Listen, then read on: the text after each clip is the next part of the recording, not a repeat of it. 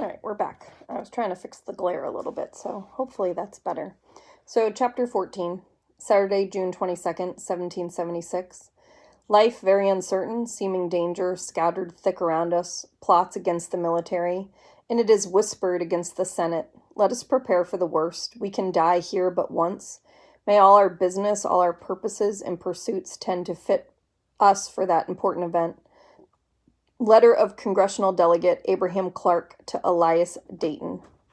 The next day I carried a basket of eels from the fish market to Wall Street, thinking only of hot eel pie for supper. I'm sorry, my phone shifted. I had not eaten eel pie since Mama died, Miss Mary Finch not being fond of it, but Master Lockton enjoyed the dish, so fat eels weighed down my basket. I fervently hoped Becky would chop off their heads and strip off their skins. It made me go all jumbly in the belly to chop off heads. I entered the kitchen and set the basket on the table. Ruth hummed quietly to herself, shelling peas into a large wooden bowl, and Becky chopped kale. Madam walked in from the front hall, her hair half fallen out of her cap and stains of sweat under the arms of her dress. She crossed the room, peered out the back door, crossed her arms over her chest and tapped her foot with impatience, then disappeared into the next room. I require you, girls, she said. Becky looked at me, eyes wide in warning. Ma'am? I asked. Madam came back into the kitchen carrying a silver tray. She shoved it into my arms. You will serve your master and his companions. Becky slowly shook her head back and forth. Are you sure, madam, that's what the master requested? She asked slowly. 'Tis hard to interpret the ways of menfolk, them being so complex and all, but surely when he said, let nothing disturb us, that was indeed his true meaning. Be quiet, Becky, madam snapped. You have the manners of a donkey and the voice of a goose.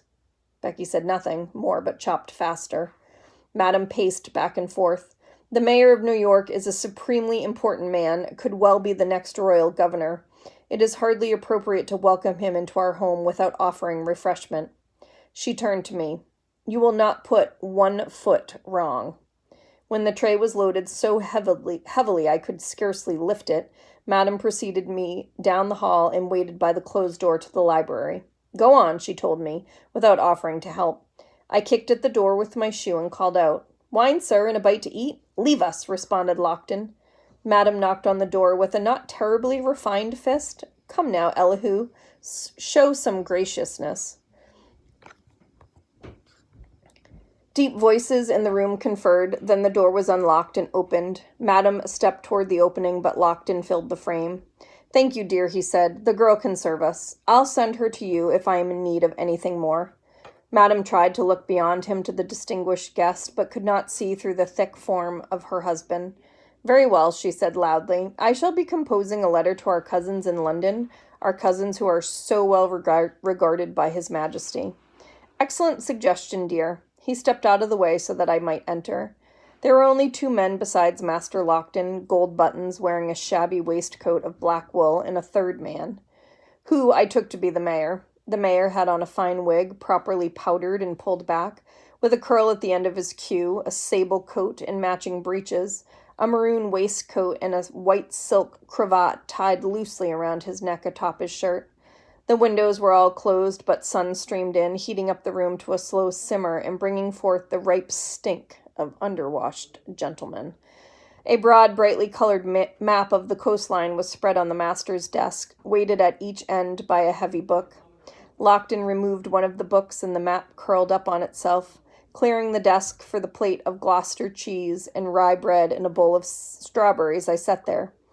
My most sincere apologies for the interruption, Lockton said.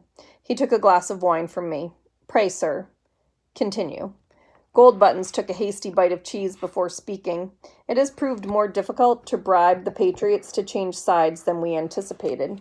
Those who are fed up with the situation prefer to melt out of the city and walk home to Massachusetts or North Carolina.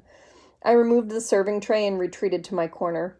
The horses in the painting still leapt the fence. I fought the temptation to reach for the adventures of Mr. Crusoe on the shelf. Instead, I centered my eyes on my feet and my thoughts upon a slice of eel pie. They turned down the offer of 100 acres, Lockton said. The land offered by the king is distant from their farms. Goldbuttons buttered a piece of bread. My fellow reports they simply want peace and the chance to get in a good crop of wheat. Idiots, said Lockton. The news from Philadelphia is that Congress is close to declaring independence, Goldbuttons continued. I fought the urge to yawn. The master and his friends could complain about the Continental Congress. At such length I feared my ears might drop off. Lockton plucked a strawberry from the bowl and pulled the leaves from it. And Admiral Howe continues to delay the invasion. It's maddening.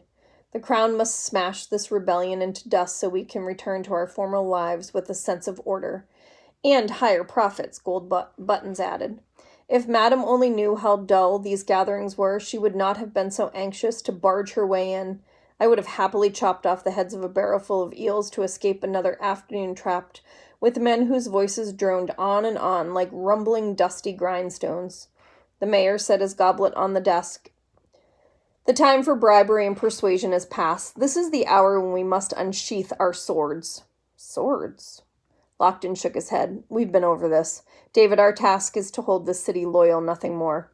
The mayor leaned back in his chair. Holding is not enough. They're coming after us, raiding our homes for lead and our stores for anything they desire. Goldbuttons wiped the cheese from his fingers with a handkerchief. I agree with Elihu. A loyal New York cuts off New England from the other colonies. The rebellion will wither like a vine cut off at the roots. Cut off a vine and it will grow back, the mayor said. You must pull it out of the ground and burn it to ensure it is dead. Lockton put the strawberry leaves in the bowl. Is there a plan afoot to destroy them? Most definitely. The mayor's voice was quiet, but steely. This was not idle prattle about Congress. I stood still as possible. The mayor scratched at the mustard stains on his cuff. General Howe delayed the invasion, hoping the revolutionary fervor would die down. On the contrary, independent sentiment now burns as far away as Georgia, as well as the western frontier. I am a bookcase, I thought. I am a piece of furniture, not a girl who will remember every word spoken in this room. The cry for liberty has proved powerful, Lockton said. The beast has grown too large, the mayor said. If it breaks free of its chains, we are all in danger. We need to cut off its head. Goldbuttons frowned. How so? We must kill their commander. Lockton drew in his breath sharply. With Washington gone, the revolution will collapse, predicted the mayor. War will be averted and countless lives saved. Our world will return to the former state of tranquility we enjoyed before all of this nonsense. The study fell so silent, I feared the men would hear my heart beating. Kill General Washington? No, Lockton said, shaking his head. Not possible. He is a gentleman. Capture him, arrest him, yes, but we dare not harm him. The mayor ticked off the reasons on his fingers. All of the American leaders have committed treason against the king. You cannot deny that. Treason is the highest offense under English law, worse than murder. And what is the punishment for treason, my friends? Neither Lockton nor Goldbuttons answered. To be hung by the neck until dead. Then have your body chopped into 4 pieces, which are sent to the 4 corners of the kingdom, the mayor continued. Others propose we send sections of Washington's corpse to Charleston, Philadelphia, and Boston. They want to keep the 4th bit here to be displayed in front of City Hall. The room fell silent again. I could hear the ticking of the hall clock through the wall. Lockton shook his head again. You cannot guarantee Parliament would rule treason. It's too dangerous. If we dispose of Washington, Parliament will do whatever we ask. But how can you accomplish this? Asked Goldbuttons. The man is surrounded by an entire army. We have a man in the Life Guards committed to our plan. He spends his day within 2 arms' length of the general. On our signal, he will act. And this is why you need the money, Lockton said. There was the sound of a lid being removed and the jangling of keys. Lockton took a key ring out of the blue china snuff jar on the corner of the desk. He unlocked the top drawer and removed a tall stack of currency, enough to buy a village or 2. I let my eyelids droop as if I were dozing. The risks are too high, Goldbuttons said in a shaky voice. If we are discovered, we are dead men. Think not about the risks, but the rewards, suggested the mayor. I peeked. Lockton tugged at his collar to loosen it. Suspicion will fall on my neck first, David. I require assurance that my role will not be betrayed. You have my word on it, the mayor said. Your promise is not enough, sir. Lockton pushed a sheet of paper, a quill, and the stand across the desk to the mayor. "Write down the names of those who know of this plot." "Why?" Gold Buttons asked. "The paper will serve as my insurance should I fall into rebel hands. It will motivate you and our friends to do everything possible to secure my release." "How?" Gold Buttons was still frowning, but the mayor reached for the quill. "If we do not come to Elihu's aid, he will betray our names to the enemy," the mayor said softly. "He is showing us his weakness." "Planning ahead is my strength," Lockton said. "Do not forget your own names, sir." I closed my eyes again. The quill scratched across the paper. Gold Buttons shifted nervously in his chair. "There," the mayor said. I opened my eyes the tiniest bit. Gold Buttons quickly read the paper. "A vast conspiracy indeed." He handed it to Lockton, who read the names and smiled. "We are keeping good company." He handed the money to the mayor and lifted his empty glass. "I believe this calls for a toast, gentlemen." I did not step forward with the wine bottle. Lockton needed to believe I was a sleepy servant, unaware of his plans. "Sal!" he snapped. I drew back my head and acted befuddled. "Wine," Lockton said. I crossed the room and emptied the last of the wine into his glass. Lockton frowned. "Fetch another bottle," he said. "Yes, sir." I curtsied and left the room, pondering how I could pass this news along to Curzon. That was when the blood-curdling scream started in the kitchen. I dropped the bottle and ran. Chapter 15, Saturday, June 22nd, 1776. As for young children liable to be attacked with this distemper, you must begin with giving them wholesome food.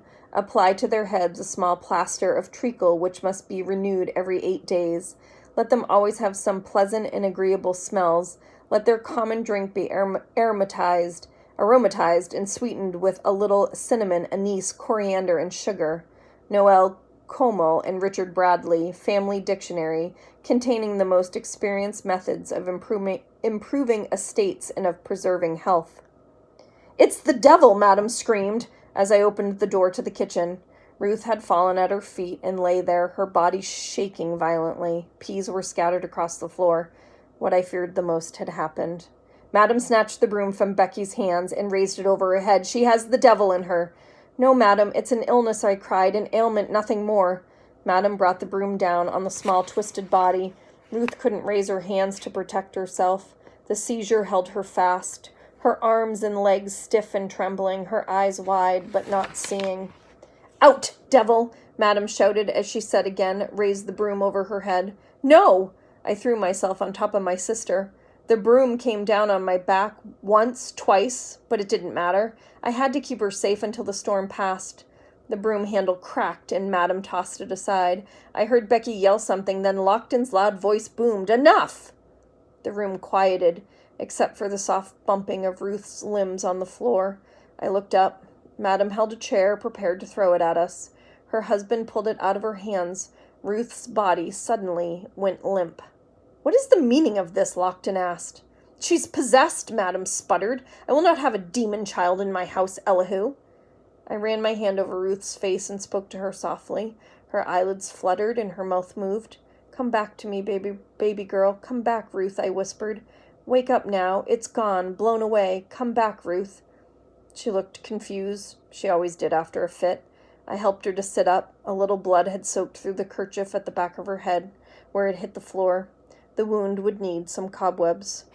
Lockton sent Becky to the study with the wine. He bade Madam to sit on the chair she had nearly broke over my head, took a seat himself, and addressed me gravely.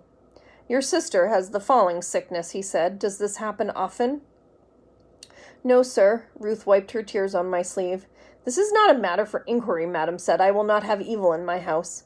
Becky walked back in, poured cider into a chip mug, and handed it to Ruth, who took a large mouthful. Madam took a step backward. "The child's curse will poison us all. I want her sold, Elihu. Sold today." "Sold?"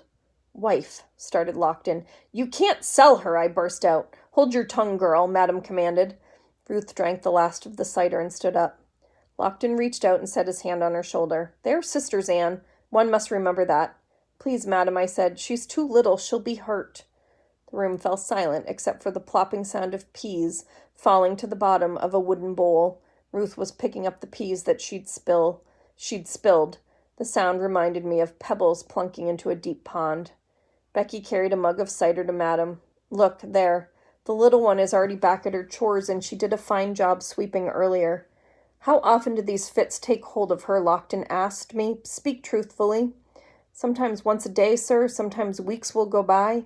Once a day? Madam's voice rose again. Ho, Lockton, the mayor called from the study. The master studied my sister, then tugged his waistcoat over his belly. This girl is harmless and useful, he said. She will work in the kitchen with Becky. That is my decision. Do not disturb me again with womanly prattle.